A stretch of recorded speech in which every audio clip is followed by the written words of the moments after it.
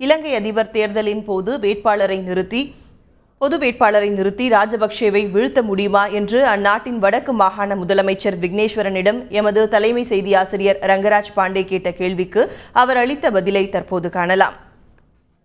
இப்போது வரக்கூடிய அதிபர் தேர்தலில் ராஜபக்சேக்கு எதிராக சந்திரிகாவோ அல்லது ரணில் விக்ரமசிங்கவோ ஒரு பொது வேட்பாளர் நிறுத்தப்பட்டால் தமிழ் தேசிய கூட்டமைப்புக்கும் தமிழர்களுக்கும் ஒரு ஆறுதலான விஷயமா இருக்கும்னு நினைக்கிறீங்களா?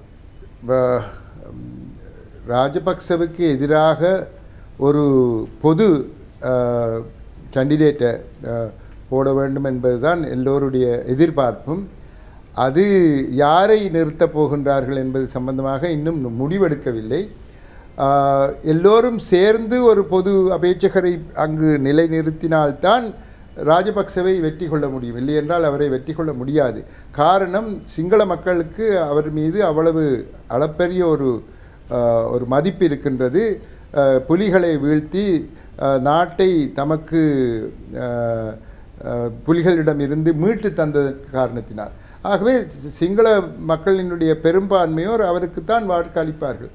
ஆகவே சிங்கள மக்களிடையே சிலரையும் தமிழ் முஸ்லீம் மலையக மக்களையும் சேர்த்து நாங்கள் தேர்தலிலே ஒருமித்து ஒரு அபேட்சகரை நாங்கள் அவர்களுக்கு